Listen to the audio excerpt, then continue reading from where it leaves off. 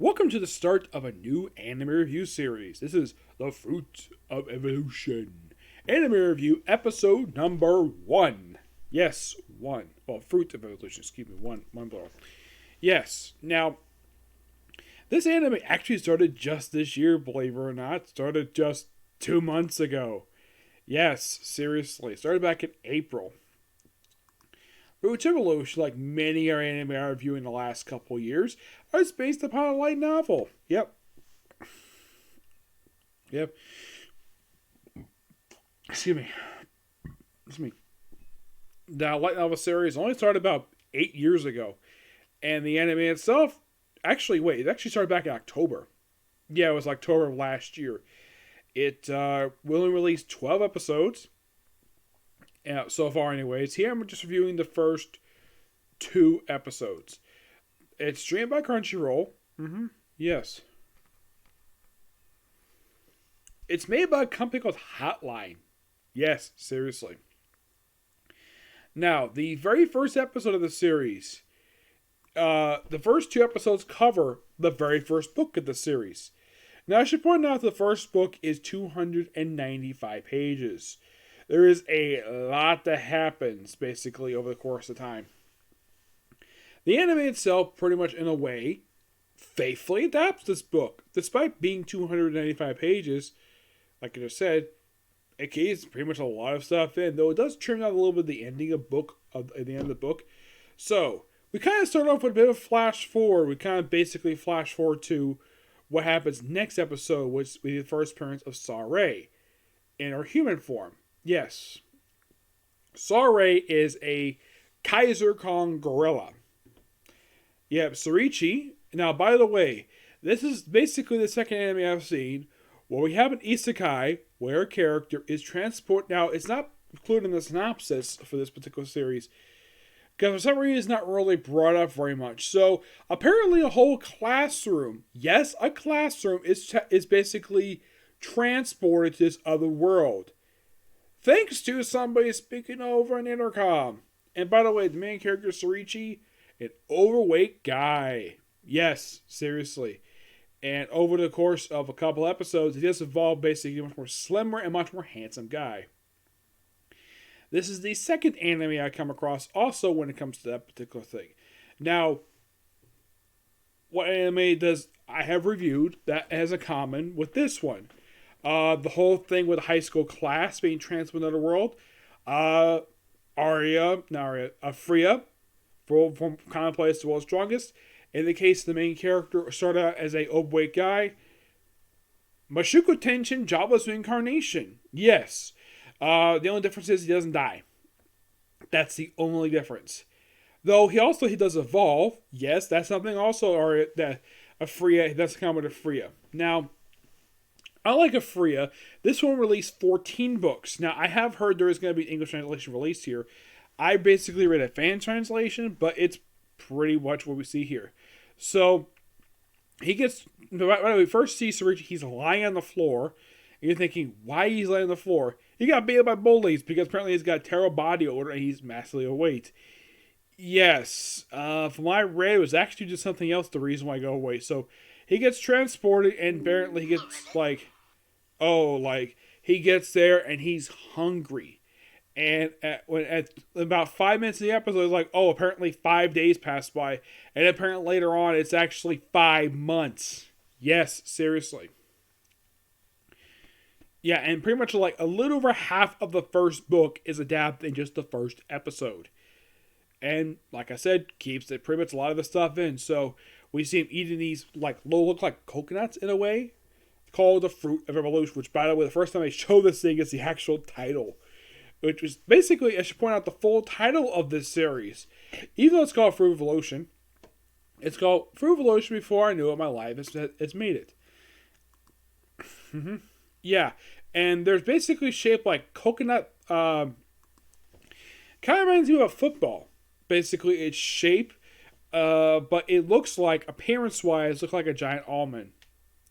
And apparently, it's a fruit. So he eats it, though it's gross.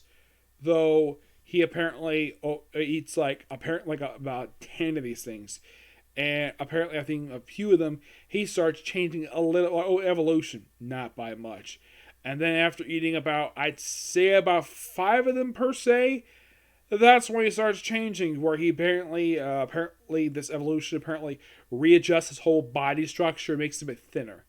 And also, because he's overweight, he's a chubby guy, he also had to basically tighten his belt because of, well, him being slimmer. And over the course of this episode, eating the fruit, he also first attacked by these clever monkeys. That's what they refer to these things as. And he's able to kill one of them and gain much knowledge. Yes, and then he battles a wolf and gathers knowledge from that too. And then later on, he battles a Kaiser Khan, who has got flour in its hair. Well, near its ear. Yeah, it's a female one. And apparently, after fighting him like a flash fist, which apparently looks like it looks like the Gum Gum Gatling gun from One Piece. That looks like to me. And after fighting for about 5 minutes in the episode, she basically stops and just takes him as her husband by the end of the episode. Yep, and in the very next episode begins with Surichi in her home, which is inside of a tree. Cooks some food, fixes a shirt, which by the way actually had ripped on its side. Yeah, it had torn out its side. So she makes him new clothes. Okay, nice. And apparently, like, he asks the obvious question: how does a gorilla, which by the way in the book refers to her as a effing gorilla, and she's like, I am not that. I am Saria. Yes, she does this a lot. Even the book too. Though in the episode they change her to damn gorilla or call her stupid. And she does call him out. She doesn't really attack him per se if she claims to be her husband. So, like, she reveals the reason why she's able to speak the way she does. Well, because of reading 2 books related to a sorcerer. And at one point, after spending some time with her and also fighting out against a giant spider, would have this kind of a hint at something with her. Of course, she's obviously in love with him. Then, of course, he goes to a cave in the second episode. Becomes a cave. Becomes a guy named Xantos. No, seriously, that's his name. He basically is an elder lynch per se. Well, he's basically a walking corpse, which yes, he did exist in the book. So he attacks her with a sword and ends up attacking Saria. Yes, attacks her. And then, of course, proclaims his love for her. Yes, seriously, he does this. Fights Xantos and defeats him. Pretty interesting battle. And, of course, then he kisses Saria. And then she transforms into a smoking hot babe. I'm like, damn, you lucky guy to get this gorilla turned into a beautiful woman. And he gives her a shirt to wear, gives her a necklace, which, by the way, if you see in the images of her, she wears this necklace with a heart shape on it. He gave it to her. And then we're introduced to the Dungeon Master, which by the way is referred to as Mr. Sheep, who is voiced by Rachel Glass. Before I continue, I looked at the voice cast of this particular show. Aside from Rachel Glass, I didn't recognize anybody at all. I mean, the main character sounds a lot like Austin Tindall, except it's not Austin Tindall. It's a guy by the name of Mark Allen Jr. Now, in the case of After Evolution, in the case of the English one, it's basically Gisela DeGallio, which sounds a lot like Sarah Weitzman. Yes, it sounds very similar to her. So, as a thank you for basically beating the dungeon, basically Saria is given the very outfit she wears, various images, basically this sort of like, very much like cave woman style. Well, not like, basically like a gown per se. And Surichi is basically given a motorcycle helmet to wear. Yep, probably more Full Evolution stuff. I don't remember him wearing this in the book at all. And they go off on the next adventure. Yep, and that's pretty much the 2 episodes in a nutshell.